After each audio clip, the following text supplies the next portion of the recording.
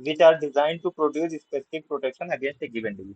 अब वैक्सीन का मतलब ये है कि इसको इम्यूनो बायोलॉजिकल सब्सटेंस इसलिए कहते हैं कि बायोलॉजिकल वर्ड लिविंग ऑब्जेक्ट्स के लिए बनता है, और वैक्सीन जो बनती है आइदर वायरस उसमें होता है या उसका कोई कंपोनेंट होता है, या तो बैक्टीरिया या उसका कोई कंपोनेंट होता है, इन्हीं के कंपोनेंट से बनती है, तो इसलिए इसको बायोलॉजिकल कह दिया जाता है। इम्यूनो का मतलब ये है कि जो इम्यून रिस्पांस जनरेट कराए बॉडी के अंदर एंटर होने के बाद, जो एंटीजन एंटीबॉडी रिएक्शन करवाए, उसको हम इम्यूनोजेनिक कहते हैं। तो it is an immuno biological substance. अब यहाँ पे देखिए, specific protection against a given disease कहने का मकसद ये है कि सिर्फ एक ही, अब जो भी वैक्सीन है वो एक पर्टिकुलर डिजीज के लिए ही स्पेसिफिक होती है। अब ये नहीं कि एक वैक्सीन स्मॉल पॉक्स की बन गई तो उसके बाद तो बननी ही नहीं चाहिए थी, लेकिन जिसके लिए बनी है वो उसी डिजीज के लिए असर करेगी। ये नहीं कि एक वैक्सीन हमने लगवा ली, चलो भैया फुर्सत होगी, जिंदगी भर अब कोई वैक्सीन हमें लेने की जरूरत ही नहीं है, इससे कोई बीमारी होगी ही नहीं, ऐसा नहीं है। हर वैक्सीन की अपनी एक खास डिजीज होती है, उसी के खिलाफ वो वर्क करती है। तो इसलिए ये वर्ड दो लगा, स्पेसिफिक प्रोटेक्शन है अगेंस्ट ए गिवन डिजीज, ये इसकी डिफिनेशन है। अब ये तो हो गया वैक्सीन। एक टर्म आता है वैक्सीनेशन का।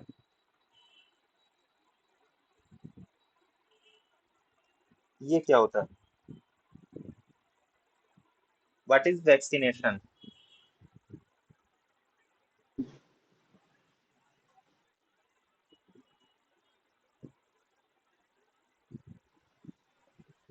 वैक्सीनेशन क्या होता है?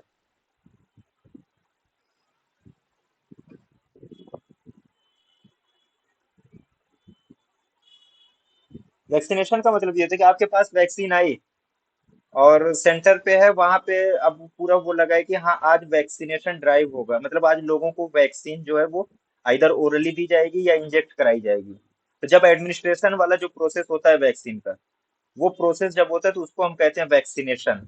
वैक्सीन तो बन के आ गई, पैक होके आ गई, वायल में आ गई आपके पास, लेकिन उसके बाद जब किसी को एडमिनिस्टर किया जाता है तब उस प्रोसेस को कहा जाता है वैक्सीनेशन। और इस वैक्सीनेशन के बाद अब जो कंपोनेंट था, वो वायरल हो बैक्टीरियल हो सब यूनिट हो, वो ह्यूमन बॉडी के अंदर एंटर होने के बाद एंटीजन एंटीबॉडी रिस्पांस पैदा करता है। जब स्पेसिफिक एंटीबॉडीज बन जाती हैं, स्पेसिफिक एंटीबॉडीज का प्रोडक्शन बॉडी में बनने लगता है, उस वक्त हम कहते हैं कि अब ये जो पर्सन है जिसने वैक्सीन ली थी, जिसको वैक्सीन लगी थी, नाउ ही इज इम्यूनाइज्ड, यानी अब इसको कहा जाएगा इम्यूनाइज्ड, है ना। और इस पूरे प्रोसेस को हम कहते हैं इम्यूनाइजेशन। मतलब वैक्सीन आई, वैक्सीनेशन का प्रोसेस हुआ, उसके बाद एंटीजन एंटीबॉडी रिस्पांस पैदा हुआ, एंटीबॉडीज बनने लगी। जब एंटीबॉडीज बन जाती हैं तब जाके ये इम्यूनाइजेशन का प्रोसेस जो है ये कंप्लीट हो जाता है। ये इम्यूनाइजेशन का कंप्लीट हो गया। बच्चे के लिए पहला इम्यूनाइजेशन क्या होता है? Mother milk. मदर मिल्क मत कहिएगा, colostrum. First immunisation of child is colostrum है। और कोलोस्ट्रम में जितने भी क्लास की इम्यूनोग्लोबुलिन्स होती है, जो पांचों मेजर क्लास हैं, सब के सब उसमें पाई जाती है। First immunisation of child is colostrum.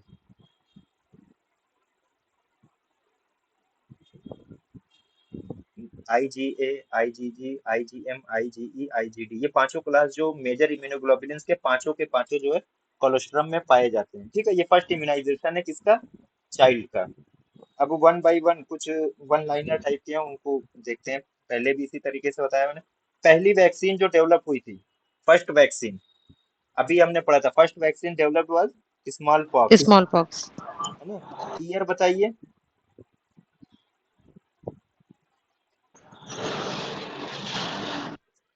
1798। कुछ जगहों पे आपको 1796 भी मिलेगा, एक बार क्वेश्चन में भी आया था कि 1796 वो करेक्ट था एआईपीजीटी में। होता क्या है कि ना, फर्स्ट इनाकुलेशन जो एडवर्ड जेनर ने पहली बार किसी को इनाकुलेट किया था वैक्सीन, वो 1796 में ही की थी। जो काउपॉक्स वैक्सीन उन्होंने बनाई थी, वो पहला इनाकुलेशन जो हुआ था 1796 में हुआ, लेकिन इसकी जो शुरुआत हुई बाकायदा वैक्सीनेशन ड्राइव, वो 1798 में हुआ। तो बुक्स में दोनों चीज लिखी हुई है, तो 1798 ज्यादा अप्रोप्रिएट है। अगर आपको ऑप्शन में सिर्फ 1796 मिल गया तो वो भी करेक्ट है, और ये एक बार का क्वेश्चन आया हुआ है। First vaccine developed was small pox in 1798। And किसने बनाया था इसे? तो एडवर्ड जेनर। ऐसे ही ये याद हो जाएगा, तो कुछ नहीं करना। First vaccine developed by Edward Jenner. अब देखिएगा, दो आपके सामने ये दो टर्म है, term vaccine and term vaccination, term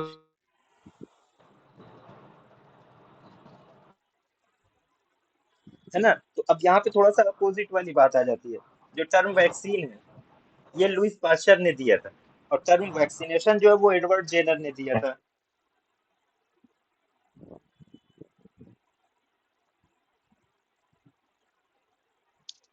हुआ ये था कि जेनर ने सिर्फ एक ही वैक्सीन बनाई थी, स्मॉल पॉक्स। इन्होंने इसके खिलाफ जब वैक्सीनेशन बना दी, सॉरी वैक्सीन बना दी, और लोगों में एडमिनिस्ट्रेशन इसका शुरुआत हो गई, तो ये एक प्रोसेस का नाम हो गया वैक्सीनेशन, जो वैक्सीनेशन ही चलता रहा 85 साल तक, 87 ईयर्स तक। फिर दूसरी वैक्सीन जो पर्सन ने बनाई थी वो 1885 में बनाई थी, 1885 में रेबीज की। यानी 87 ईयर तक सिर्फ सिंगल वैक्सीन चली थी स्मॉल पॉक्स की। तो और उस वक्त उन्होंने इसका नाम दे दिया था सिर्फ वैक्सीनेशन का, कि आओ, उस वक्त सबसे ज्यादा कॉमन भी यही थी, स्मॉल पॉक्स की डिजीज बहुत कॉमन थी। तो इसी से बचाने के लिए ये हुआ कि vaccination against small pox, vaccination against small pox. तो ये टर्म जो दिया वो एडवर्ड जेनर ने दिया था, और वैक्सीनेशन का। और टर्म वैक्सीन जो दिया था वो लुइस पास्चर ने दिया था। अब ये दोनों वैक्सीन जो बनी थी, रेबीज, कालरा, इसके अलावा एंथ्रेक्स वैक्सीन भी है, ये तीन वैक्सीन का क्रेडिट जो जाता है बनाने का, वो पास्चर के पास जाता है। इसके अलावा लुइस पास्चर साहब हैं, इन्होंने और क्या क्या दिया था, कोई थ्योरी बड़ी अच्छी थी, Pasteurization, sterilization. Pasteurisation, sterilisation, germ theory of disease, है ना। ये सारी चीजें लुइस पास्चर से है। आईपीवी एंड ओपीवी, ये दो चीजें हैं ना। पहले कौन सी बनी थी,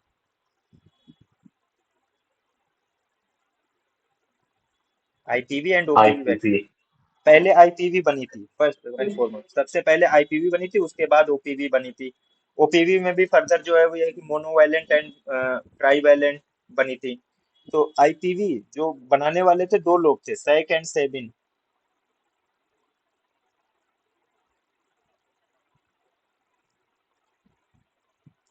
जैसे कि आईपीवी को हम लोग क्या कहते हैं, किल्ड वैक्सीन बोलते हैं ना, इनएक्टिवेटेड पोलियो वायरस वैक्सीन या किल्ड वैक्सीन इसको बोलते हैं। तो अगर हम किल्ड पोलियो वैक्सीन इसको बोल सकते हैं, आईपीवी को, है ना। तो किल्ड वैक्सीन है। अब यहाँ पे देखिए जोनास साहब, यहाँ पे इनके यहाँ के है, और ये इसी के से ये शुरू हो रही है ना। तो सबसे पहले जो आईपीवी बनाया बनाया था वो थे सैक साहब, SALK। एंड ओपीवी सैबिन ने।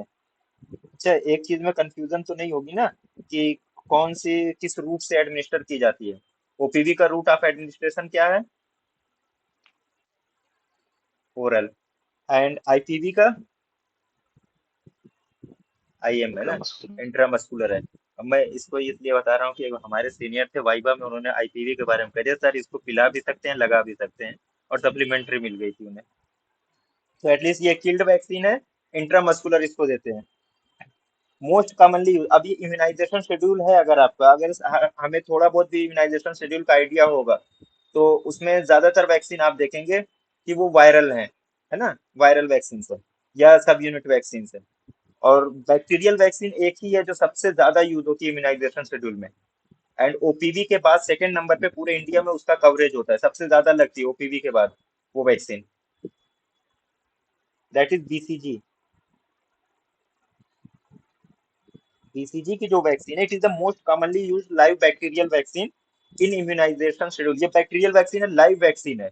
और इम्यूनाइजेशन शेड्यूल में अगर बैक्टीरियल वैक्सीन कोई सबसे ज्यादा अगर यूज होती है या एडमिनिस्टर होती है, तो वो बीसीजी है। और ओवरऑल भी अगर हम बात करें तो ये पूरे इंडिया में सबसे ज्यादा कवरेज होता है ओपीवी का, और सेकंड नंबर पे होता है बीसीजी का, क्योंकि आफ्टर बर्थ इंस्टीट्यूशनल डिलीवरी अगर हो रही है, तो ऑलमोस्ट ये सर्टेन है कि अब बीसीजी का जो वैक्सीन है वो लग ही जाएगी।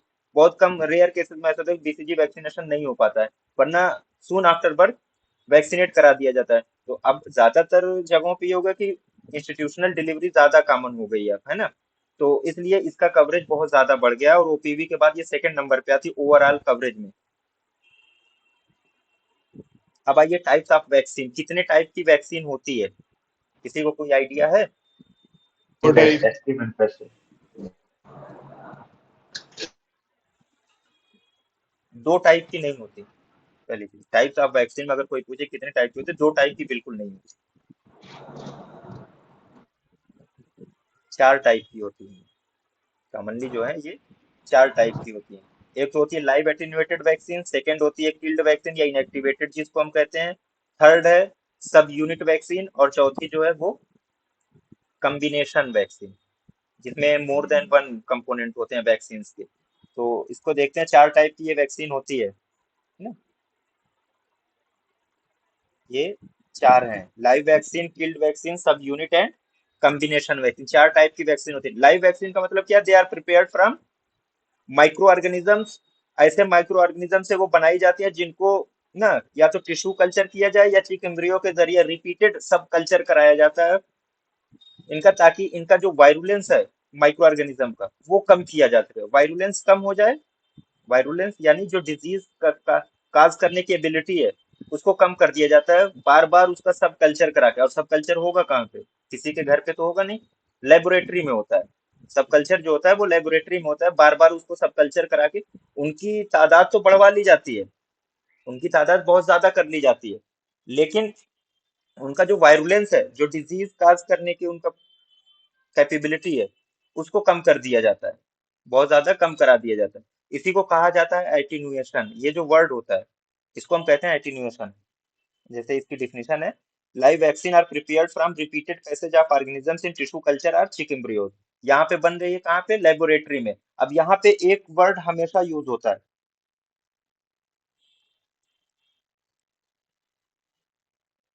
एटीन्यूएटेड का। अब ये एटीन्यूएटेड के माने क्या होता है, एटीन्यूएटेड का वही मतलब है कि इसका जो मीनिंग होती है, दैट मीन्स कि रिड्यूस्ड वायरुलेंस। वायरुलेंस के माने होता है disease causing ability of micro organism, यानी माइक्रो ऑर्गेनिज्म की डिजीज काज करने की जो एबिलिटी है, जो उसकी कैपेबिलिटी है, उसको कम करना है, रिड्यूस्ड वायरुलेंस, है ना। और दूसरी चीज इसी में एटीन्यूएशन के ही माने में आती है, मेंटेन्ड इम्यूनोजेनिसिटी।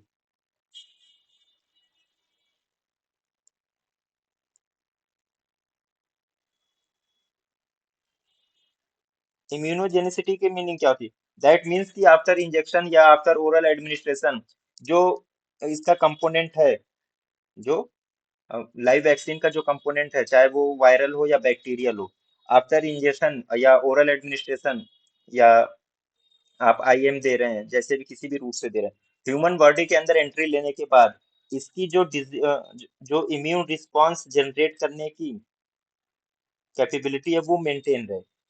इम्यून रिस्पॉन्स का मतलब क्या है, एंटीजन एंटीबॉडी रिएक्शन जो बनाती है, जो एंटीजन एंटीबॉडी रिएक्शन होता है बॉडी में जाके। मान लीजिए वायरुलेंस तो इसका कम कर दिया गया, वायरुलेंस क्या किया गया इसका, वायरुलेंस का मतलब क्या है, डिजीज काज करने की कैपेबिलिटी। अब वो डिजीज काज नहीं करेगा, उसको बहुत कमजोर कर दिया गया है, लेकिन उसके अंदर अभी इतनी कैपेबिलिटी है कि वो एंटीजन एंटीबॉडी रिएक्शन जो जाके बॉडी में वो करवा देगा। जब एंटीजन एंटीबॉडी रिएक्शन पैदा होता है उसी को हम कहते हैं immune response. Immune response generate हो गया, दैट मीन्स कि एंटीबॉडीज बनना शुरू हो जाती हैं। तो एटीन्यूएटेड के माने यही होता है, रिड्यूस्ड वायरुलेंस, मेंटेन्ड इम्यूनोजेनिसिटी, है ना। ये लाइव वैक्सीन के बारे में है। किल्ड वैक्सीन, अब नाम में ही जाहिर है, किल्ड वैक्सीन किसे कहते हैं, जो हीट या केमिकल के जरिए जो है माइक्रो ऑर्गेनिज्म को पहले किल कर दिया जाता है, माइक्रो ऑर्गेनिज्म को पहले किल कर दिया जाता है, उसके बाद इनको ह्यूमन बॉडी में इंजेक्ट किया जाता है। Killed vaccine, organism killed by heat और chemicals stimulate active immunity when introduce in the body. अब जितनी भी वैक्सीन है, हम अगर किसी को भी वैक्सीनेट कर रहे हैं तो वो कौन सी इम्यूनिटी प्रोवाइड करती है, ये एक सवाल होता है कि जो भी कोई भी वैक्सीन है, अगर हम उसको एडमिनिस्टर कर रहे हैं तो वो हमेशा, ऑलमोस्ट, बल्कि always, they provide active immunity. Active immunity का मतलब क्या था, मैंने एक बार डेमो क्लास में इस चीज को बताया था, कि एक्टिव इम्यूनिटी कहते हैं जब हमारी बॉडी खुद से, यानी जो हमारा इम्यून सिस्टम है वो एंटीबॉडीज को जनरेट कर रहा है, बना रहा है ह्यूमन बॉडी के अंदर, तो उसको कहते हैं हम एक्टिव इम्यूनिटी। और पैसिव इम्यूनिटी का मतलब ये है कि रेडीमेड एंटीबॉडीज, उसमें एंटी सीरम है, इम्यूनोग्लोबुलिन्स है, इसको हम बाहर से अगर हम प्रोवाइड करा रहे हैं, यानी हमारी बॉडी को कुछ नहीं करना है, उसे बना बनाया अगर मिल रहा है, तो उसको हम कहते हैं पैसिव इम्यूनिटी। और पैसिव इम्यूनिटी में मोस्ट कॉमनली जो इम्यूनोग्लोबुलिन्स और एंटी सीरम यही यूज होता है ना? तो ये तो सब यूनिट वैक्सीन की फर्दर क्लासिफिकेशन है, बहुत सारी क्लासिफिकेशन है सब यूनिट वैक्सीन की। टॉक्साइड्स हैं, प्रोटीन वैक्सीन है, recombinant protein, polysaccharide based and conjugate vaccine. अब इसमें बहुत ज्यादा नहीं, इसमें क्या किया गया, जो सब यूनिट वैक्सीन है ये कहा गया कि यार लाइव या किल करके पूरा माइक्रो ऑर्गेनिज्म एंटर करने से अच्छा है कि अगर उसका कोई एक पार्ट ही यूज हो जाए तो और अच्छी बात है, तो उसके जो पोटेंशियल रिस्क है वो और कम हो जाएगा। तो उसके लिए ये कहा गया कि बहुत सारे बैक्टीरिया हैं, वायरस हैं, उनका एक अगर जीन ले लिया जाए या उनका कोई एक आउटर पार्ट ले लिया जाए, उनकी आउटर कवरिंग ले लिया जाए, तो उससे भी इम्यून रिस्पॉन्स जो है वो जनरेट हो सकता था बॉडी में, और उसी की बुनियाद पे ये सब यूनिट वैक्सीन बनी। लाइक टॉक्साइड्स हैं, टॉक्साइड्स में कॉमनली टॉक्साइड वैक्सीन किसी को पता है कौन कौन सी होती है जो यूज होती है रेगुलर? किसी को? टीटी टीटी हाँ हाँ, एक तो टेटनस वैक्सीन है, डिप्थीरिया। डिप्थीरिया, ये दो इम्यूनाइजेशन शेड्यूल में भी और most commonly use toxoid vaccine है। तो दो नाम तो हमें हमेशा याद होने चाहिए, एक तो डिप्थीरिया, दूसरा टेटनस। अब इसमें देखिए जो टॉक्सिन्स प्रोड्यूस करते हैं जो भी बैक्टीरिया, दो तरीके के टॉक्सिन्स वो प्रोड्यूस करते हैं, इंटेरोटॉक्सिन्स एंड इंडो एंड एक्सोटॉक्सिन्स। तो ये जो टॉक्साइड्स बनता है ऑलवेज जो है ये एक्सोटॉक्सिन से बनता है।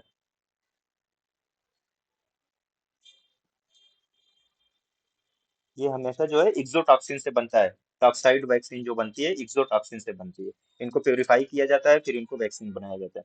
प्रोटीन वैक्सीन, प्रोटीन ये भी एक, मान लीजिए कोई आउटर कवरिंग है, वायरल को कवरिंग है, वायरल की सेल है वायरस की, या बैक्टीरिया की जो आउटर कवरिंग होती है, तो उसमें कुछ प्रोटीन के कंपोनेंट भी होते हैं, या इनर मटेरियल में उनके भी कुछ प्रोटीन के कंपोनेंट होते हैं। तो ये हुआ कि इसी कंपोनेंट से ही अगर हम वैक्सीन बना दें तो ये भी इम्यून रिस्पांस को जनरेट कर रही थी। तो प्रोटीन वैक्सीन में कौन कौन सी वैक्सीन थी जो मतलब यूज होती हैं अभी? उसमें तो एक तो ए सेल्यूलर पर्ट्यूसिस वैक्सीन जो है, जीपीटी का ये कंपोनेंट है, ए सेल्यूलर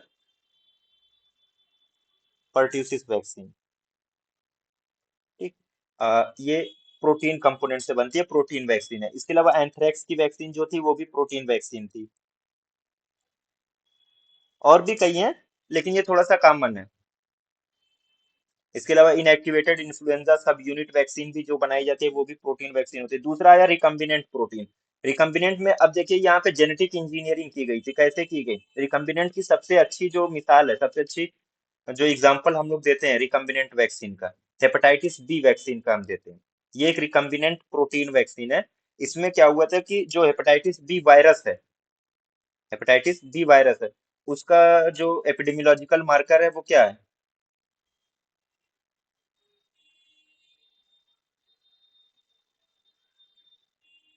HbA है ना, पहला जो मार्कर है जो सबसे पहले सीरम में आते हैं HbA। तो क्या किया गया कि HbA हाँ, तो हेपेटाइटिस बी का एक जीन लिया गया, उसका एक जीन, जेनेटिक इंजीनियरिंग की बात कर रहा हूँ, एक जीन वहां से उसको आइसोलेट करके ईस्ट सेल थी, यूनिसेल्यूलर होती है ईस्ट, यहाँ पे इंजेक्ट कर दिया गया ईस्ट सेल में। अब ईस्ट सेल में भाई कोई अलग से बाहर से कोई चीज आई तो उसे लगा कि ये मेरे लिए हार्मफुल है। अब ईस्ट ने क्या किया, उसी के जैसा, उसी को किल करने के लिए इसी के जैसे ढेर सारे जो है उसने HbA के कंपोनेंट बना दिए। एक HbA कंपोनेंट जो है ये एंटर किया गया था ईस्ट सेल में, और ईस्ट सेल ने इसके खिलाफ बनाना शुरू कर दिया ढेर सारा, बहुत बनाया। ये जो थे ये इसके लिए एक सेम आइडेंटिकल थे, लाइक HbA एकदम आइडेंटिकल थे ये। तो इससे फायदा ये हुआ कि इनमें डिजीज काज करने की कैपेबिलिटी नहीं थी, लेकिन जो हेपेटाइटिस बी का वायरस है उसको किल करने की कैपेबिलिटी थी। तो ये एक जेनेटिक इंजीनियरिंग थी, recombinant protein vaccine hepatitis B का इसका एग्जांपल हमेशा दिया जाता है। मॉडिफाइड ईस्ट सेल से ये बनी थी। तो इसको कभी कभी ये पूछा भी जाता है कि हेपेटाइटिस बी वैक्सीन कहाँ से डिराइव हुई, किससे बनी थी? तो ये ईस्ट सेल से बनी थी, क्योंकि इसमें जो पूरा कमाल है वो ईस्ट सेल ने ही किया था, इसी के खिलाफ एक इसके जैसा बनाना शुरू कर दिया था। लास्ट में है एक पॉलीसेकेराइड बेस्ड मेडिसिन। पॉलीसेकेराइड में जैसे हम उसको कहते हैं ग्लाइको कंजुगेट भी उसको कहते हैं, पॉलीसेकेराइड बेस्ड या ग्लाइको कंजुगेट बेस्ड भी इसको हम कहते हैं ना। पॉलीसेकेराइड में क्या होता है? पॉलीसेकेराइड्स में जैसे कुछ बैक्टीरियल कंपोनेंट होते हैं, बैक्टीरिया के उनकी जो आउटर कवरिंग होती है, आउटर कवरिंग जो होती है वो पॉलीसेकेराइड की बनी हुई होती है। तो उनकी सिर्फ आउटर कवरिंग को, जो शेल होती है, उसी को एक्सट्रैक्ट करके उसको वैक्सीन के फॉर्म में ले आया गया। और कुछ वैक्सीन हैं जो यूज भी होती हैं कंटिन्यूअसली, पॉलीसेकेराइड बेस्ड वैक्सीन है, लाइक एक न्यूमोकोकल वैक्सीन।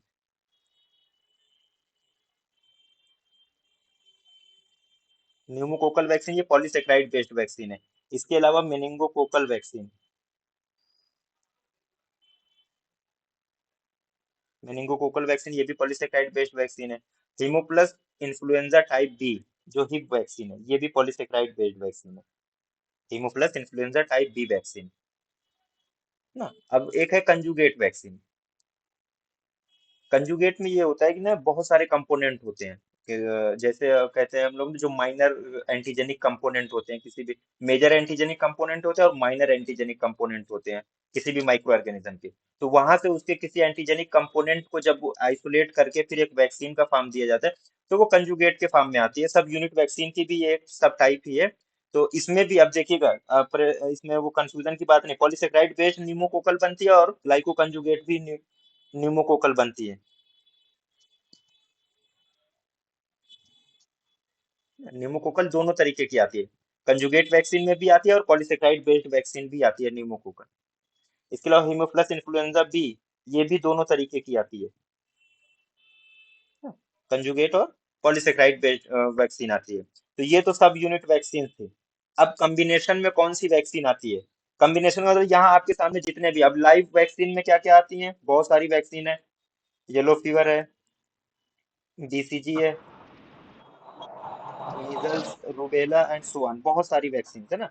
तो अब मान लीजिए कोई एक लाइव वैक्सीन है आपके सामने, एक लाइव वैक्सीन है, एक टॉक्सॉइड है, और एक कोई ए सेल्यूलर कंपोनेंट है। जैसे सबसे अच्छा एग्जांपल कॉम्बिनेशन वैक्सीन का क्या, डीपीटी, हर किसी को पता है। इसमें तीन तरीके की वैक्सीन है ना एक ही साथ, तीन तरीके की वैक्सीन है एक ही साथ इस्तेमाल होती है, तो इसको कहते हैं हम कॉम्बिनेशन टाइप वैक्सीन, डीपीटी है। और कोई किसी को याद आ रहा है कॉम्बिनेशन में? पेंटावैलेंट। MMR, अब तो एक तो एमएमआर है, दूसरे पेंटावाइलेंट MMR। आ गए है ना, एक पेंटावाइलेंट भी आ गई है, DT, डीटी भी है। तो जो भी मतलब एक से ज्यादा अगर किसी में कंपोनेंट है, अगर एक से ज्यादा कंपोनेंट है, तो वो जो है वो कॉम्बिनेशन वैक्सीन हो जाती है, उसको हम कॉम्बिनेशन टाइप की वैक्सीन कहते हैं। तो ओवरऑल क्या हमने देखा यहाँ पे कि जो टाइप ऑफ वैक्सीन है, these are four type. Live vaccine है, लाइव वैक्सीन के साथ हमेशा एक वर्ड लगेगा, एटीन्यूएशन। एटीन्यूएशन के माने ये होता है कि जो वायरस है या जो बैक्टीरिया है, उसको रिपीटेड सब कल्चर के जरिए हम क्या करते हैं, उसकी जो वायरुलेंस है, जो डिजीज काज करने की कैपेबिलिटी, उसको हम कम कर देते हैं, लेकिन उसकी जो इम्यूनोजेनिसिटी है, या जिसको हम एंटीजेनिसिटी कहते हैं, यानी एंटीबॉडी रिस्पॉन्स जनरेट करने की जो कैपेबिलिटी है, वो मेंटेन रहती है। तो ये चार टाइप की होती है। अब यहीं पे एक चीज और जानने की है, अ, जरूरी है कि क्वेश्चन भी बनता है कि मोस्ट हीट लेबाइल वैक्सीन कौन सी होगी और मोस्ट हीट स्टेबल वैक्सीन कौन सी होती है। Most heat labile and most heat stable vaccine, तो अगर किसी को याद हो।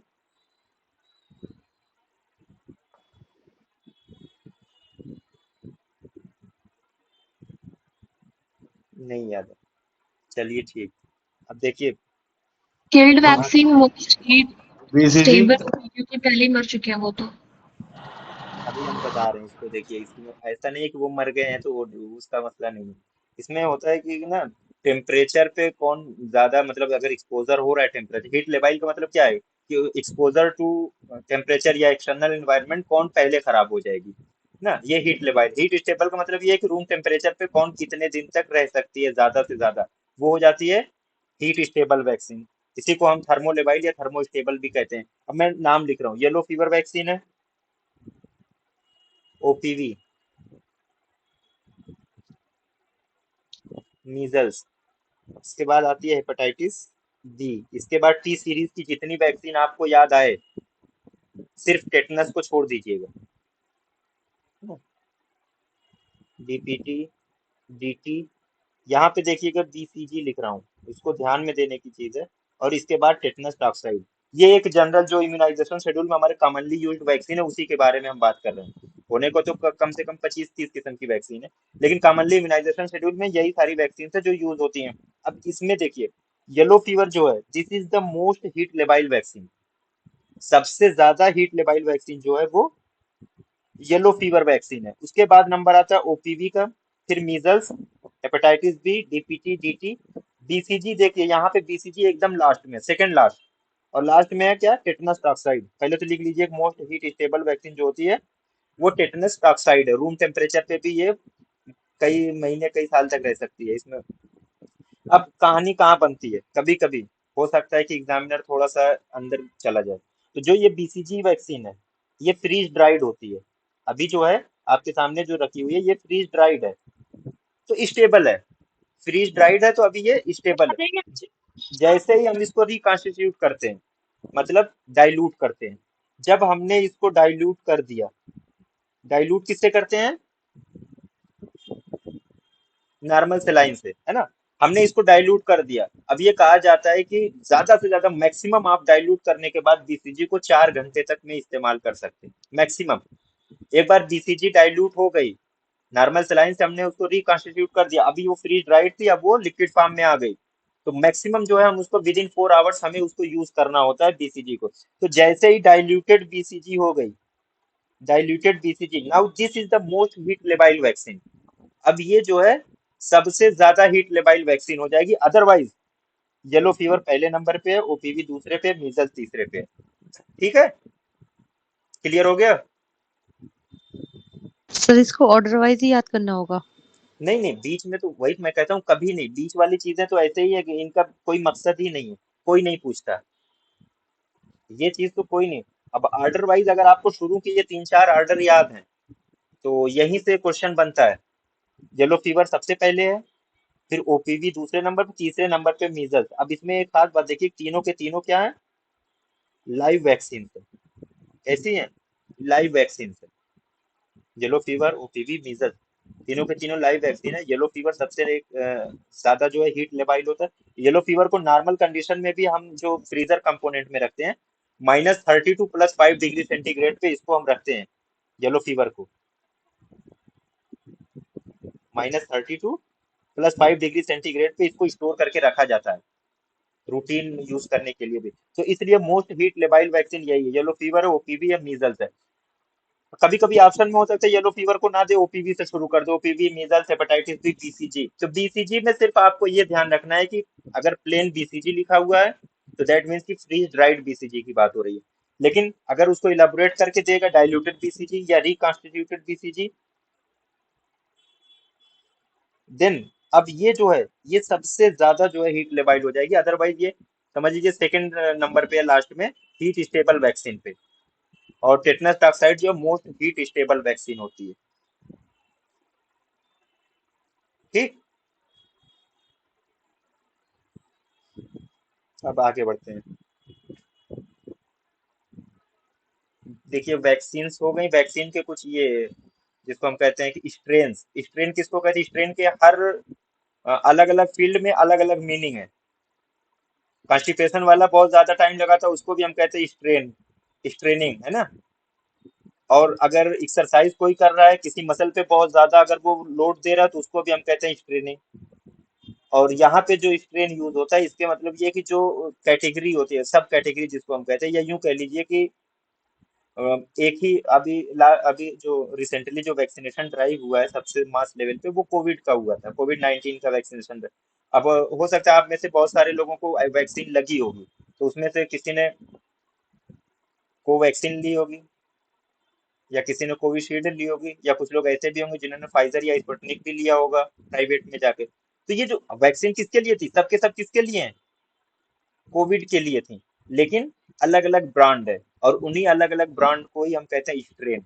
यहाँ पे वैक्सीन की भाषा में जो अलग अलग ब्रांड्स होते हैं उन्हीं को हम कहते हैं स्ट्रेन, है ना।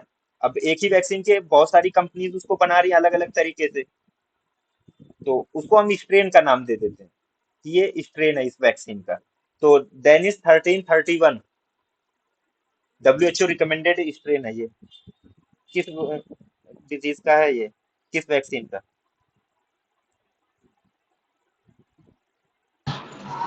बीसीजी। बीसीजी का है ना, और डब्ल्यूएचओ की तरफ से रिकमेंडेड है, यही यूज होता है।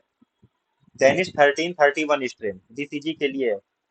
अब देखिए यहाँ पे एक है मोरेटन स्ट्रेन, मैं इसके आगे 2-3 स्ट्रेन और इसी का लिख दे रहा हूँ। ये 3 स्ट्रेन जो है कॉमनली यूज होते हैं, Schwarz strain, मोरेटन strain and एडमॉस्टन ज़ैग्रेब।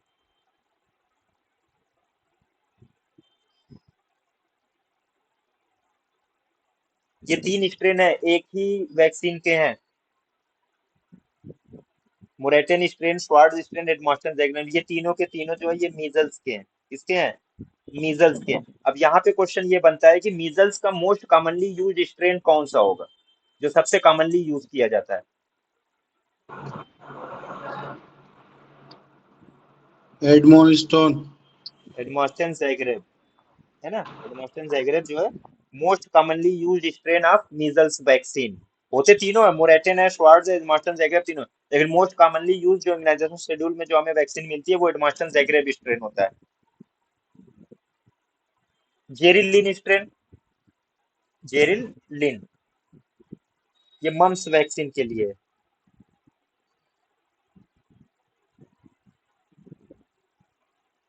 RA27/3, are से स्टार्ट करिए इसको।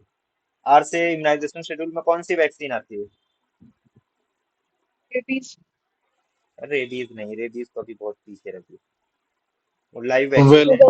रूबेला, रूबेला है ना, रूबेला। RA27/3 ये किसके लिए? रूबेला वैक्सीन के लिए। 17D स्ट्रेन जो है ये येलो फीवर वैक्सीन के लिए है। येलो फीवर वैक्सीन का ये स्ट्रेन है 17D। ओका स्ट्रेन, OKA, अक्सर इसकी बात हम करते हैं कि ओका स्ट्रेन जो है वो किसके लिए होता है। तो जो वेरिसेला की वैक्सीन बनती है, देखिएगा ये कोई भी अगर आपके पास प्रिपरेशन की बुक होगी वहां पे लिखा हुआ होगा ये सारे स्ट्रेन जो है। वेरिसेला जो है ओका स्ट्रेन है। अब ऐसे 14-14-2 स्ट्रेन, ऐसे 14-14-2 स्ट्रेन, ये जो स्ट्रेन है it is used in India. ये स्ट्रेन जो है ये इंडिया में यूज होता है। ये जैपनीज इंसेफ्लाइटिस वैक्सीन के लिए, जैपनीज इंसेफ्लाइटिस के लिए ऐसे 14-14-2 स्ट्रेन है जो इंडिया में यूज होता है, जैपनीज इंसेफ्लाइटिस। इसके अलावा इसके और स्ट्रेन है, नाकायामा स्ट्रेन, ये जापान का बना हुआ है, नाकायामा। और दूसरा जो है बीजिंग P3, नाम में ही जाहिर है कहाँ से ये बना हुआ होगा, है ना। ये दोनों स्ट्रेन भी किसके हैं? जापानीज इंसेफ्लाइटिस के। इंडिया में जो यूज होता है SA14-14-2 स्ट्रेन जापानीज इंसेफ्लाइटिस के लिए। फिर A7 कैलिफोर्निया 2009, ये किल्ड स्वाइन फ्लू वैक्सीन का स्ट्रेन है।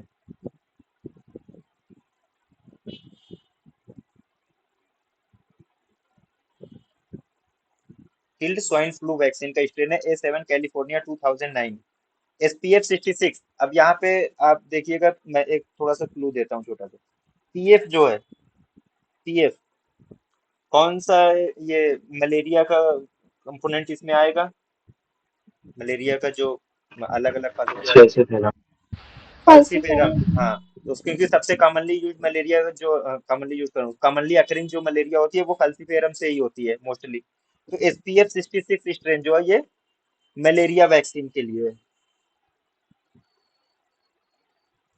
मलेरिया की वैक्सीन के लिए है SPF66 स्ट्रेन। इसी को लाइटिक कॉकटेल भी हम कहते हैं,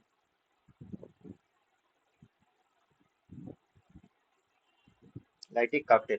इसलिए इसके और सारे स्ट्रेन है, PF25 है, PF25 strain and RTS SA S01 और भी है जिसको मस्किरिक्स हम कहते हैं। तो बहरहाल इसके ये दो, जहां पे भी PF लगा हुआ आपको मिल जाएगा, दैट मीन्स कि ये मलेरिया वैक्सीन का स्ट्रेन है। फिर MVA modified vaccine Ankara, modified vaccine या अंकारा स्ट्रेन, MVA स्ट्रेन बहुत कॉमनली यूज किया जाता है ये। और ये जो MVA स्ट्रेन है ये HIV वैक्सीन के लिए, MVA स्ट्रेन जो है ये HIV के लिए। इसके अलावा recombinant adeno associated viral vaccine जिसको हम कहते हैं RAAV, ये भी HIV की वैक्सीन के लिए है ना। साइटोटॉक्सिक T लिम्फोसाइटिक स्ट्रेन, क्योंकि पहले इसको ना CTL भी कहा जाता था वायरस को, जब इसका नॉमेनक्लेचर नहीं हुआ था, तो उसी के नाम पे इसकी वैक्सीन भी बन गई, CTL स्ट्रेन। ये भी HIV की वैक्सीन के लिए है। Recombinant adeno associated viral vaccine RAAV, ये भी HIV के लिए। मॉडिफाइड वैक्सीन या अंकारा MVA स्ट्रेन, ये भी HIV के लिए है। पिट्समूर स्ट्रेन, पिट्समूर स्ट्रेन ये जो है ये रेबीज वैक्सीन का स्ट्रेन है। पिट्समूर रेबीज वैक्सीन का है। And Dukoral for cholera. अब देखिए ये दो है, Typhim VI and Typhoral. Typhim VI and Typhoral. पहले तो नीचे वाला देखिए, जिसमें लास्ट में क्या लगा है, ओरल, और शुरू में जो 3 वर्ड है वो बड़े कॉमन है, 3 4। दैट मीन्स ये दोनों के दोनों जो वैक्सीन है, ये किसके लिए है? सबसे पहली चीज तो ये टाइफाइड के लिए टाइफॉइड। है ना, ये टाइफाइड के लिए। अब जो ओरल लगा दैट मीन्स ये ओरल के लिए, TY21A इसको कहते हैं, है ना। ये ओरल वैक्सीन के लिए, ओरल टाइफाइड वैक्सीन है। और VI जो है ये पेरेंट्रल रूट के लिए है। पेरेंट्रल रूट के लिए VI है। दोनों के दोनों टाइफाइड की वैक्सीन है। ये इसके कॉमनली यूज्ड स्ट्रेन होते हैं। अब इधर आइए, किस ईयर में कौन सी, यहीं से ये क्वेश्चन आया हुआ था, और लास्ट टाइम भी मैंने ऐसे ही पढ़ाया था। इस बार भी बता रहा हूँ, बहुत ज्यादा कुछ नहीं, बस शुरू और लास्ट का अगर हमें याद हो तो बीच वाला कभी कभी ना वो धोखा नहीं देते। शुरू वाला अगर याद है तो वो काम चला देगा आपका। तो 1798 में सबसे पहले जो बनी थी वो स्मॉल पॉक्स की वैक्सीन बनी थी। 1885 में दूसरी वैक्सीन बनी, 87 ईयर्स के बाद। कौन सी वैक्सीन बनी थी? एंथ्रेक्स। रेबीज। 1885 में जो बनी थी वो रेबीज बनी थी। एंथ्रेक्स के बारे में ये कहा जाता है कि ये एंथ्रेक्स को ना थोड़ा सा डाउट है, हालांकि मैं जब पढ़ रहा था तो वहां पे मैंने पढ़ा था कि 1892 में बनी थी। एंथ्रेक्स जो बनी थी 1892 में बनी थी। 1885 में रेबीज है, ये कंफर्म है। 1897 में, कॉलेरा। 1897 प्लेग। प्लेग थी। प्लेग, प्लेग है ना, प्लेग वैक्सीन बना था 1970 में, 1917 में, 1917 में जो पेरेंट्रल रूट की टाइफाइड वैक्सीन थी। टाइफाइड वैक्सीन जो थी पेरेंट्रल रूट की, ये बनी थी।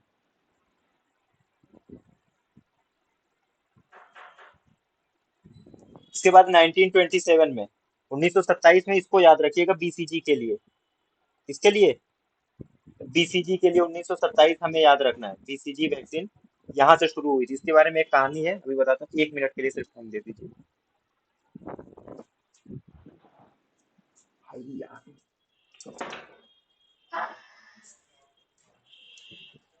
कौन होगा? दो दो ही है। हाँ,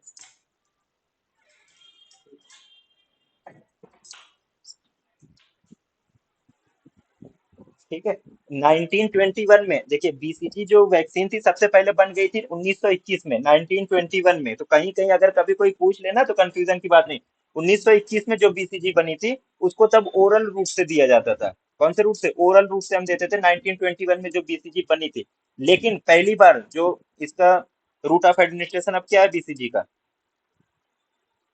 सबकट है ना, इंट्रा हाँ सॉरी, इंट्राडर्मल। सबक्यूट। नहीं नहीं नहीं, इंट्राडर्मल रूट है, मीजल्स का सबकट है। इंट्राडर्मल रूट से 1927 में शुरू की गई थी, और तब से वही रूट अपनाया गया है BCG का। तो इसलिए ज्यादातर जगहों पे 1927 लिखा हुआ मिलेगा, लेकिन शुरुआत हो गई थी 1921 से। उस वक्त ओरल रूट से दिया जाता था ये। 1955 में जो वैक्सीन बनी थी IPV, 1955 में IPV बनी थी। इसके बाद 1961 एंड 63 है। तो 61 में जो बनी थी, दोनों में अब देखिए 61 और 63 दोनों पे ही OPV थी, दोनों पे ही OPV थी। तो 61 में जो था वो मोनोवैलेंट, मोनोवैलेंट, और यहाँ पे 63 में ट्राईवैलेंट बनी थी। बस इतना फर्क है। 1982 में, इसको याद रखिएगा, हेपेटाइटिस बी वैक्सीन थी। किससे?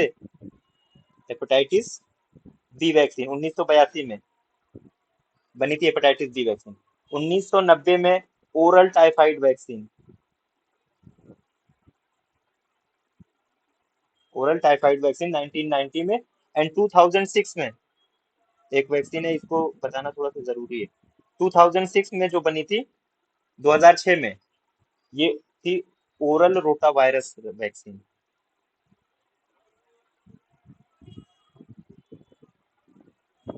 और इसी रोटा वायरस वैक्सीन का एक बड़ा मेजर कॉम्प्लिकेशन, अगर लेस देन 12 वीक पे हमने दे दिया किसी को, तो इंटरसेप्शन हो जाता है।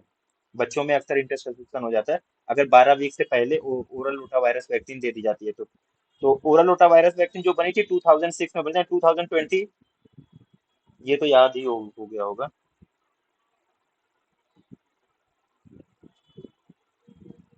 ठीक है, सार्स कोविड 2 वैक्सीन। ये कुछ मेजर वैक्सीन के माइलस्टोन, बीच में बहुत सारी वैक्सीन है और भी बहुत है, लेकिन इतना याद है। और यहीं से देखिए क्वेश्चन उठ गया था, क्योंकि लास्ट में हेपेटाइटिस बी थी उस ऑप्शन में और शुरुआत में स्मॉल पॉक्स था। अगर किसी को ये याद हो रहता तो वो कर ले जाता, और बहुत सारे लोगों ने किया भी इसी के बेस पे, क्योंकि एक ही ऑप्शन में स्मॉल पॉक्स था। अब यहाँ पे देखिए कुछ लाइन, वन लाइनर टाइप है, टू लाइव, जैसे वैक्सीन के जब हम एडमिनिस्टर करते हैं तो उनका कुछ ना जनरल प्रॉपर्टीज होती हैं वैक्सीन। तो पहली बात ये कि टू लाइव वैक्सीन, दो लाइव वैक्सीन आप एक साथ दे सकते हैं या नहीं दे सकते? दे सकते हैं सर। दे सकते हैं, बिल्कुल दे सकते हैं। Two live vaccine can be given together. और बस ये चीज है कि क्या करना है, हमें साइट को चेंज कर देना है। आप क्या कर सकते हैं, साइट को चेंज कर देंगे, या आइडियल ये कहा जाता है कि 3 वीक का गैप रखा जाए। आइडियली, आइडियली जो है वो 3 वीक का गैप रखा जाए। लेकिन अब ये है कि अगर मान लीजिए देना ही है तो दे सकते हैं दो लाइव वैक्सीन एक साथ। सिर्फ और सिर्फ साइट को चेंज कर सकते हैं हम, साइट को चेंज कर देंगे और दो लाइव वैक्सीन एडमिनिस्टर की जा सकती है। लाइव एंड किल्ड वैक्सीन, जब दो लाइव वैक्सीन दे सकते हैं तो लाइव और किल्ड देने में क्या परेशानी है? तो it can also be given, एक साथ इसको दिया जा सकता है। हाँ, दो ऐसी वैक्सीन है जो कभी एक साथ आपको नहीं देनी है, yellow fever and cholera vaccine. Yellow fever और कॉलरा की वैक्सीन कभी भी नहीं देनी है एक साथ, can not be given together. इसको कभी भी एक साथ नहीं देना है, yellow fever and cholera vaccine can not be given together, कभी साथ में इसको नहीं देना है। अब देखिए लाइव वैक्सीन के बारे में थोड़ी सी बात कर लेते हैं यहीं पे। लाइव वैक्सीन क्या थी? लाइव एटेन्यूएटेड वैक्सीन, जो रिपीटेड सब कल्चर के जरिए उनकी जो वायरुलेंस था उनको कम कर दिया गया, वायरस को या बैक्टीरिया को, और उसकी जो एंटीजेनिसिटी थी उसको मेंटेन कर दिया गया। इसका जो सबसे बड़ा फायदा है लाइव वैक्सीन का, वो ये है कि आमतौर से जो इम्यूनिटी है वो एक सिंगल डोज से मिल जाती है। इम्यूनिटी सिंगल डोज से मिल जाती, single dose is sufficient for immunity. लेकिन एक्सेप्शन इसमें क्या है, ओपीवी का है। ओपीवी एक ऐसी लाइव वैक्सीन है जिसमें multiple doses plus booster doses सब चाहिए, multiple dose plus booster dose सबकी जरूरत पड़ती है इसमें ओपीवी के लिए। तो एक एक्सेप्शन है इसमें, otherwise single dose is sufficient live vaccine के लिए। हाँ, लाइव वैक्सीन का ड्रॉबैक भी होना चाहिए, जब सफिशिएंट सिंगल डोज से आपको मिल रहा है सब कुछ, तो फिर इसका ड्रॉबैक क्या है? सबसे बड़ा ड्रॉबैक लाइव वैक्सीन का वो ये है कि इम्यूनो कम्प्रोमाइज पेशेंट में कभी नहीं दे सकते हम इसको।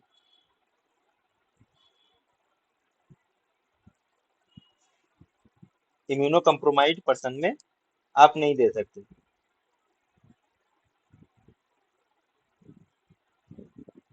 ठीक है, इम्यूनो कम्प्रोमाइज पर्सन में लाइव वैक्सीन नहीं दी जाती। क्यों? क्योंकि देखिए वायरस है या बैक्टीरिया है, लाइव है, उसके अंदर अभी है, लाइफ है। भले से उसकी सिर्फ डिजीज काज करने की कैपेबिलिटी को कम किया गया, मल्टीप्लिकेशन तो हो रहा है। अब किसी का इम्यून सिस्टम एकदम बेकार है, इम्यून सिस्टम काम ही नहीं कर रहा है या कहीं और पे लगा हुआ है, लाइक किसी को कोई ल्यूकीमिया है, कोई कार्सिनोमा है, वहां पे क्या है, इम्यून सिस्टम पूरा दूसरी तरफ लगा हुआ है। ऐसे में अगर आप कोई लाइव वैक्सीन दे रहे हैं उस पर्सन को, तो इम्यून सिस्टम इधर ध्यान ही नहीं देगा, यानी एंटीजन एंटीबॉडी रिस्पांस होगा ही नहीं। अब ये जो एंटीजन बॉडी में गया, अब ये जाके लाइव है तो जाहिर सी बात है जाके मल्टीप्लिकेशन करेगा कि नहीं करेगा, जैसे उसको फेवरेबल मीडियम मिल गया। वायरस के लिए क्या है, वायरस जो आउटसाइड द ह्यूमन बॉडी वो क्या है, इनएक्टिवेटेड होता है, लेकिन जैसे ही बॉडी के अंदर पहुंचता है वो एक्टिवेट हो जाता है, यानी अब वो लिविंग ऑब्जेक्ट बन जाता है वायरस। तो अब जाते ही वो क्या करेगा, मल्टीप्लिकेशन स्टार्ट कर देगा। इम्यूनो कम्प्रोमाइज है, कमजोर है ये आदमी, इसके लिए कमजोर चीज भी अगर बहुत ज्यादा आ जाएगी ना, तो ये इसके लिए खतरनाक हो जाएगी, डिजीज को फ्लेयर अप कर सकती है। जिस डिजीज को प्रिवेंट करने के लिए हम दे रहे हैं, और इम्यूनो कम्प्रोमाइज पर्सन में वो वैक्सीन जो है उसी डिजीज को वो और बढ़ा सकती है, फ्लेयर कर सकती है, उभार सकती है, जिसको हम कहते हैं डिजीज काज कर सकती है वापस से ना। तो ये एक इसका ड्रॉबैक है कि इम्यूनो कम्प्रोमाइज पर्सन को हम कभी नहीं दे सकते। सेम कंडीशन अब आइए जो किल्ड वैक्सीन है। किल्ड वैक्सीन का फायदा क्या है? सबसे बड़ा फायदा ये है कि it is safe in pregnancy and immuno compromise state.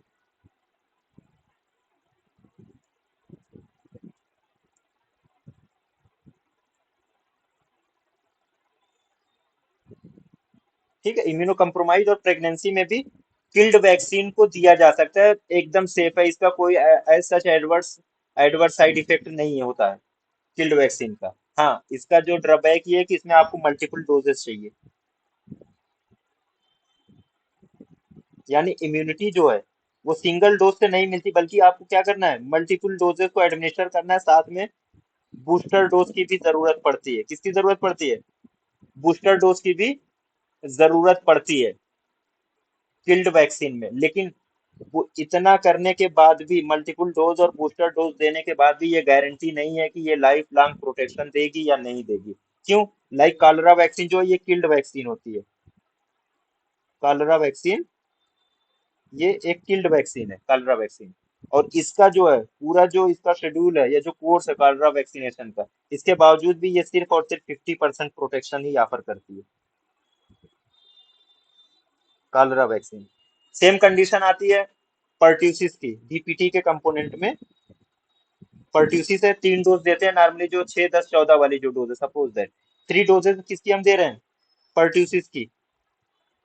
शुरुआत में तो ठीक है, पहले 3 महीने तक, फर्स्ट 3 मंथ जो इसकी एफिकेसी होती है वो 80% तक रहती है। फर्स्ट 3 मंथ इसकी जो एफिकेसी है पर्ट्यूसिस की वो 80% तक होती है, 80% तक ये बचाव करेगी। लेकिन आफ्टर 12 ईयर्स, आफ्टर 12 ईयर, 12 साल के बाद इसकी इफिकेसी जो है वो नील हो जाती है। मतलब 3 डोज पर्ट्यूसिस की देने के बावजूद भी सिर्फ और सिर्फ पहले 3 महीने में 80% की एफिकेसी मिलेगी, और आफ्टर 12 ईयर्स, 12 साल के बाद उसकी एफिकेसी एकदम खत्म हो गई। ये क्या है? किल्ड वैक्सीन का ड्रॉबैक है। फायदा क्या है कि प्रेगनेंसी और इम्यूनो कम्प्रोमाइज स्टेट में इसको इजिली एडमिनिस्टर कर सकते हैं, इसका कोई पोटेंशियल हजार्ड या एडवर्स साइड इफेक्ट रेयरली हो जाता है, वरना नहीं होता है। ठीक है, तो एक चीज अगर कोई पूछे कि what is the main difference between live vaccine and killed, एक तो लाइव और किल्ड है, पहली चीज है। दूसरी चीज क्या है कि जो किल्ड वैक्सीन है they are safe, killed vaccine are safe in immuno compromise person, but they are less efficacious. उनकी efficacy in comparison to live vaccine जो है वो कम होती है। दूसरा ड्रॉबैक क्या है कि मल्टीपल डोजेस चाहिए, मल्टीपल डोजेस चाहिए, साथ में बूस्टर डोजेस की भी जरूरत पड़ती है, उसके बावजूद भी 100% प्रोटेक्शन जो है वो अचीव नहीं होता। लाइव वैक्सीन का ड्रॉबैक क्या है कि इसको इम्यूनो कम्प्रोमाइज पेशेंट में हम नहीं दे सकते हैं, और प्रेगनेंसी में भी नहीं दे सकते, अनटिल और अनलेस की बहुत जरूरी हो जाए। उसमें भी एक येलो फीवर वैक्सीन का इंडिकेशन है, अदरवाइज ये है कि बचा ही जाए तो बेहतर है। ठीक है, अब आइए कुछ लाइव वैक्सीन की जनरल प्रॉपर्टीज जो अभी मैंने बताया। Immunisation is generally achieve with a single dose except OPV, जहां पे मल्टीपल डोजेज और बूस्टर डोज की जरूरत है। और दूसरे live vaccine should not be administered to immuno deficient या immuno suppressed person. Two live vaccine can be administered simultaneously at different site. एक तो डिफरेंट साइट पे आप दे सकते हैं, दूसरे या तो आप अगर बचना ही चाह रहे हैं तो 3 वीक का हम गैप रख सकते हैं, इंटरवल रख सकते हैं। ये जनरल प्रॉपर्टीज हैं लाइव वैक्सीन की। अब आइए जो एक्सिपिएंट मटेरियल जिसको हम कहते हैं, एक्सिपिएंट का मतलब अदर कंपाउंड। आपने कोई मुरक्कब आप बना रहे हैं, आप कोई कंपाउंड फार्मूलेशन कर रहे हैं, तो सिर्फ उसमें रॉ मटेरियल डालना ही तो नहीं होता ना, उसमें उसका बेस भी तैयार करना है, कुछ ऐसी भी चीजें रखनी है जो उसके टेस्ट को मेंटेन रखें, कुछ ऐसी भी चीजें डालते हैं जो उसके कलर को मेंटेन रखें। इसको हम कहते हैं एक्सिपिएंट्स। एक्सिपिएंट्स कुछ ऐसी भी चीजें हैं जो उसको प्रिजर्व करके ज्यादा दिन तक शेल्फ लाइफ उसकी बढ़ा देती हैं।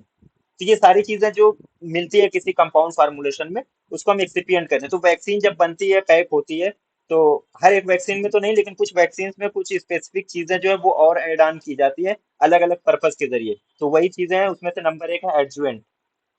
सबसे पहली चीज क्या है वो? एडजुवेंट है। अब एडजुवेंट क्या काम करता है? एडजुवेंट का काम ये है कि जो वैक्सीन है उसकी एफिकेसी को इंक्रीज कर दे।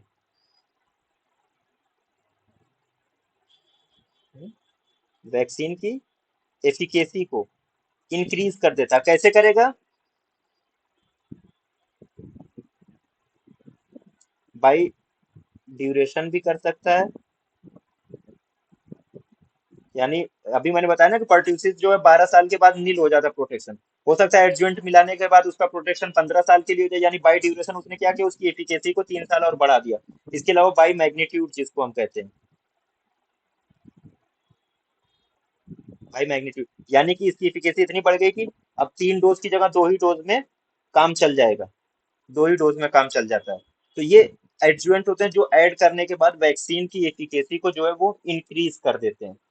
और मोस्ट कॉमनली जो एडजुवेंट्स यूज होते हैं ये एल्युमिनियम के साल्ट यूज होते हैं।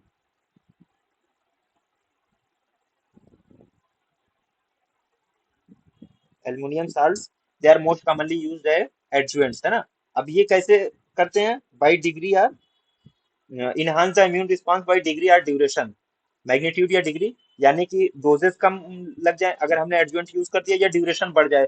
12 साल की जगह हो सकता है 15 साल 20 साल के लिए उसका प्रोटेक्शन आने लगे, तो ये एडजुवेंट का काम होता है। मोस्ट कॉमनली एडजुवेंट जो यूज होते हैं कौन से यूज होते हैं? एल्युमिनियम के साल्ट। एल्युमिनियम के साल्ट। अब ये एल्युमिनियम हाइड्रोक्साइड भी हो सकता है, एल्युमिनियम फास्फेट भी हो सकता है।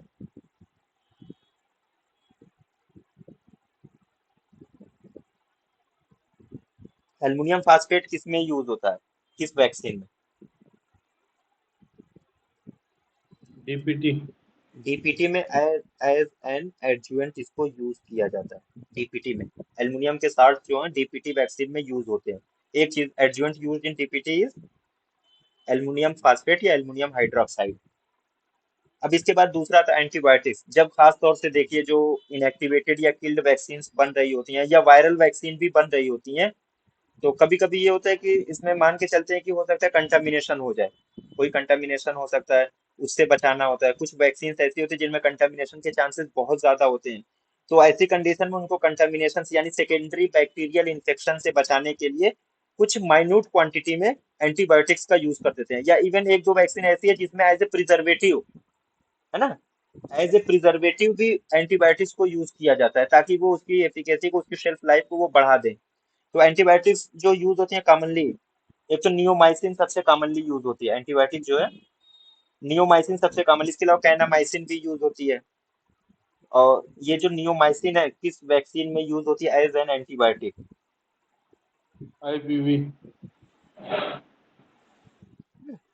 आईपीवी एंड एमएमआर, ये दो ऐसी वैक्सीन है जिनमें नियोमाइसिन और कैनामाइसिन भी यूज करते हैं कभी कभी।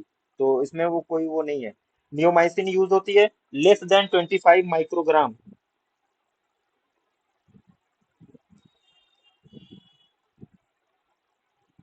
लेस देन 25 माइक्रोग्राम जो नियोमाइसिन पर डोज रहती है।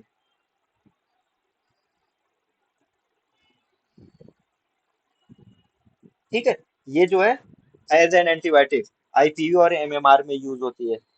अभी इसके बाद और देखते हैं प्रिजर्वेटिव। प्रिजर्वेटिव मतलब क्या? शेल्फ लाइफ को इंक्रीज कर दे, जो जल्दी से उसको खराब ना होने दे। किसी भी कंपाउंड में अगर हम कोई ऐसी चीजें रखते हैं तो वो एज ए प्रिजर्वेटिव यूज होती है। और यहाँ पे वैक्सीन के प्रोडक्शन में, वैक्सीन के प्रोडक्शन में मोस्ट कॉमनली जो यूज होता है वो थायोमर्साल यूज होता है एज ए प्रिजर्वेटिव, है ना। फॉर्मल्डिहाइड भी यूज करते हैं, लेकिन कॉमनली जो है जिसका जिक्र भी मिलता है थायोमर्साल का। और थायोमर्साल जो है एज ए प्रिजर्वेटिव किस वैक्सीन में यूज होती है? इसी डीपीटी में। तो डीपीटी वैक्सीन के लिए दो चीज, एक तो इसका प्रिजर्वेटिव क्या है, थायोमर्साल है। और इसका जो एडजुवेंट है वो हाइड्रो एल्युमिनियम हाइड्रोक्साइड या एल्युमिनियम फास्फेट है।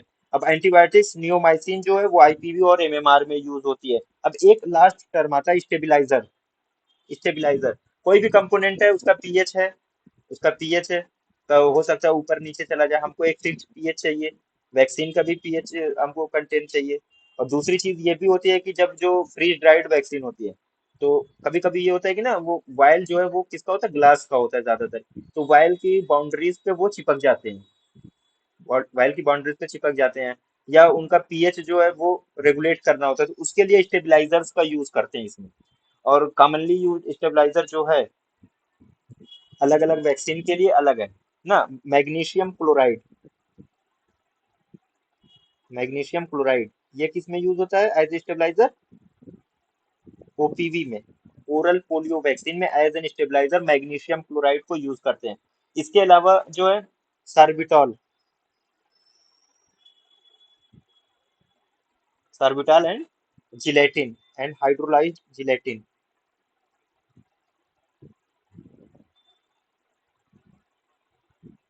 सार्बिटॉल एंड हाइड्रोलाइज्ड जिलेटिन ये किस वैक्सीन में यूज होती है, मीजल्स में एज ए प्रिजर्वेटिव, मीजल्स की वैक्सीन में as a preservative sorbitol and hydrolysed gelatin को यूज किया जाता है मैग्नीशियम क्लोराइड ओपीवी में। अब यहीं पे देखिए नियोमाइसिन का फिर जिक्र आ रहा है।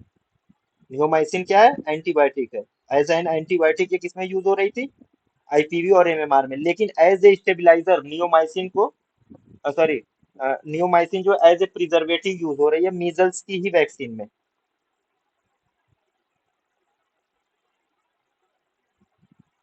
एज ए प्रिजर्वेटिव इसको हम यूज कर रहे हैं मीजल्स की वैक्सीन में। मीजल्स में प्रिजर्वेटिव क्या है, नियोमाइसिन है, और स्टेबलाइजर सार्बिटॉल एंड हाइड्रोलाइज्ड जिलेटिन है।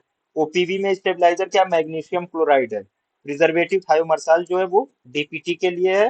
नियोमाइसिन जो प्रिजर्वेटिव अगर हम यूज करें एज ए प्रिजर्वेटिव तो मीजल्स की वैक्सीन के लिए उसको करेंगे। किसके लिए, मीजल्स की वैक्सीन के लिए इसको करते हैं। ठीक है, क्लियर है। कुछ ही वैक्सीन के बारे में इसमें तो पढ़ना है। एक तो डीपीटी के बारे में है कि उसका एडजुवेंट क्या होगा और उसका प्रिजर्वेटिव क्या होगा। एक दूसरा मीजल्स वैक्सीन है, मीजल्स में स्टेबलाइजर क्या होगा उसका और प्रिजर्वेटिव क्या होगा। और ओपीवी का तो मैग्नीशियम क्लोराइड है, याद ही हो जाएगा। आईपीवी में neomycin as an antibiotic use होती है।